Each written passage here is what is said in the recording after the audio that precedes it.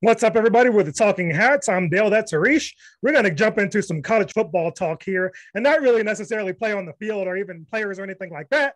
Just some news that's going on around here this week about Nick Saban hating on other coaches and the system of the NILs. So, Harish, I'm going to kick it over to you, and let's get this thing rolling. So it's funny because it's one of those things where you're like thinking to yourself, well, you're not the top person anymore since the floodgates were open now. But he can't accuse another coach of buying players. That's a very huge allegation to make. That's a slander or defamation or libel or something? Both. It's defamation, it's slander. It's a lot of, because you're not just going after a coach, you're going after an entire university. And he went after, did you see he went after Deion too? Yeah, he did. And I was like, you're okay with Deion. You're picking the wrong fight. Okay, because Deion will. He ain't gonna back down. That's for darn sure. No, sir, Bob. Because if you see the documentaries that are getting posted on Barstool's, I think YouTube page, and you're seeing that, he does not play with his players. He's like, you better get in shape or you're done, because he's trying to build a culture. And to say, and he even called. He's like, when the college portal happens, the scholarships are not going to go to the players. They're going to go to the people who are transferring, and it's going to be an NFL style free agency. And you can see that now. It is like top elite players from other universities are transferring back and forth. So this begs the question: did the NCAA make the wrong assumption on playing players the way they do now? You know, maybe they should have had a well-structured thing. I'm for that, but they didn't put anything in, because people can find loopholes anywhere. And I think people are finding loopholes to kind of circumvent certain things. But I think Saban is scared now is because the recruiting he used to get, he's not going to get anymore. He's not going to get the players. I mean, people will still go to Alabama. When you see Nick Saban in your hometown, you're definitely, oh my God, that's Nick Saban. That's from Alabama. But then you can get Texas A&M, Jimbo Fisher coming too. And you can get some other people coming. So yeah, and Saban is saying that they don't pay players. Right. And then he says that, but then a couple of years ago, he was bragging about the deal that Bryce Young got. Yes.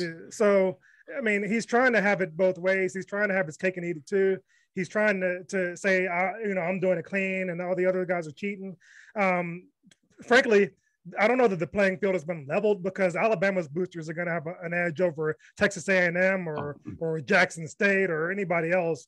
Alabama's, their guys have got some deep pockets down there. So they can, if they want somebody, they can open up those pockets and get them.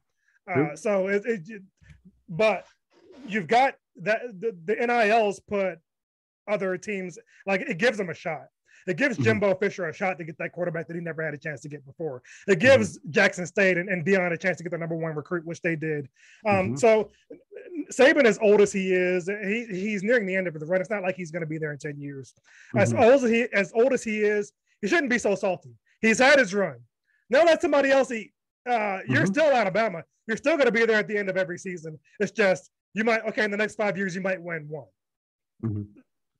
Some teams have never won one. Right. So if you win 1 in 5 years, like, take a break, enjoy your money, like, relax. Yeah. And the thing is, why are you so afraid? You're Nick Saban, right?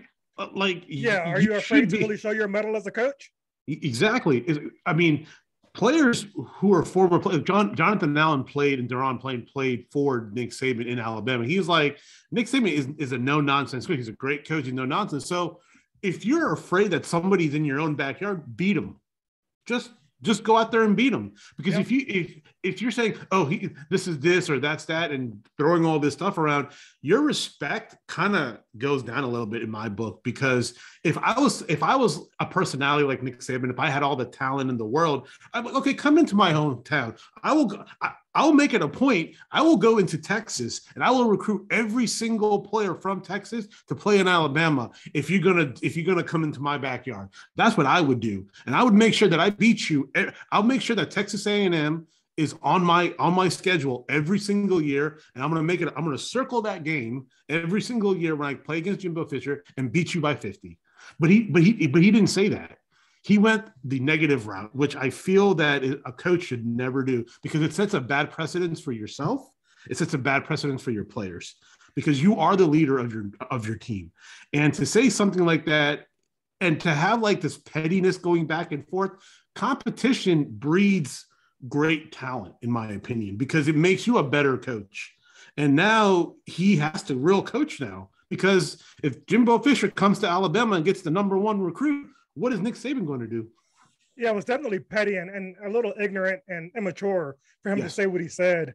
As much as he gets paid and as much as his assistants get paid, it's not like Alabama is ever going to have bad players.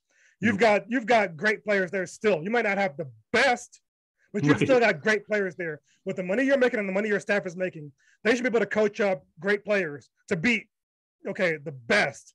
But if you're the coach, you think you are, and the assistants are the coaches they're supposed to be, you can go out there with great players and beat anybody. You should be able to.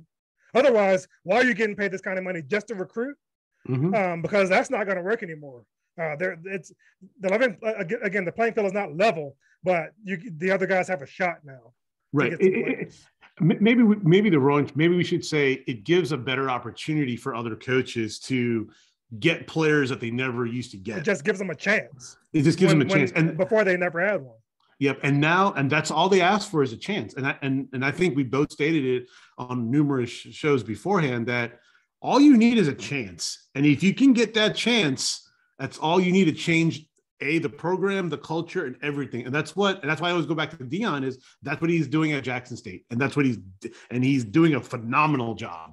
What you said about the system being a little disorganized with the whole NIL thing, I think it is. And I think some guys are signing some deals that are going to come back to bite them. Yeah. Like some guys are signing lifetime deals and not even knowing that they're signing that. So you're giving away your name, image, and likeness for a $1 million deal. And then you go to the NFL and you're a star and that company still owns your rights. Like you got to know what you're signing. You got to have an agent or a lawyer look this stuff over. So you're not getting stuck in these horrible deals. Some guys though, might not ever make it anywhere and might not ever play and have still sign for that kind of money. So it cuts both ways, but some guys are definitely going to get screwed at the end of it. So there needs to be more organization in the whole thing. And I think they need to, so what people don't understand is, and you made a great point on that, is some people don't know what they're signing. They need to protect these students. All you see is $1 million. Yeah. Heck yeah. But what they don't realize is that $1 million is not really $1 million. And then it's for life. And it's for life. So you're not going to get the full $1 million, and they need to protect these kids. They are kids. They're 18, 19, 20-year-old kids. That. They care about the bottom line. That's all college football has always cared about. And that's where the gripes are coming from. That's where guys like Saban are getting salty because they were the only ones making the money. And now the pot is getting spread a little bit. So and they see what guys like him and Dabo Sweeney, who really like Saban hates it. Sweeney really hates it. Like he hates it. Like where he would give his life to stop it. He hates it that much. What they see is that's going to start cutting into what they're getting. They can see down the road that that's where it's going to lead. And they hate that. They don't want that. So they're trying to nip it in the butt right now. But the apple, it's out of the bag. The cat's out of the bag already on this. It's too late. Yeah, it's a wildfire. You can't stop it. It's already spread, and you can't extinguish this because everybody has the money now, right? Everybody has equal opportunity almost. So I just feel like this. At the end of the day, you're a coach. You're going up against a coach. Do battle, and whoever wins. Bragging rights for the year. That's it. No, none of this back and forth, petty, childish stuff. You're grown men. Yeah, at the end of the day, shut up and be rich. I mean, there you go. Great quote. You're wealthy. What are you mad about? Like, yeah, I know.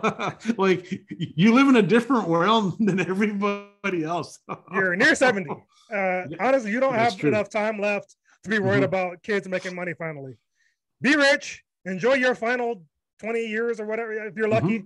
And that's it. Grow up at the end of it. Yep. So. But yeah, that's all we have to say for today. Indeed. Yes, indeed. Like, follow, subscribe, support, spread the word, help us grow. We'll help you grow. Any shout outs, hit us up on Twitter. We're the Talking Hats on Twitter. And if you want to come on the show ever, just let us know. Hit us up in the DMs. Come on and talk. We'll talk about anything. Doesn't even have to be sports related. You just want to vent? We've got time for you. Come on, help us grow here. We're doing our thing. We will be here, like I said, no matter what. Talking Hats, that's all we've got for this week, and we're going to wrap up the show. We are out. Peace out. Peace.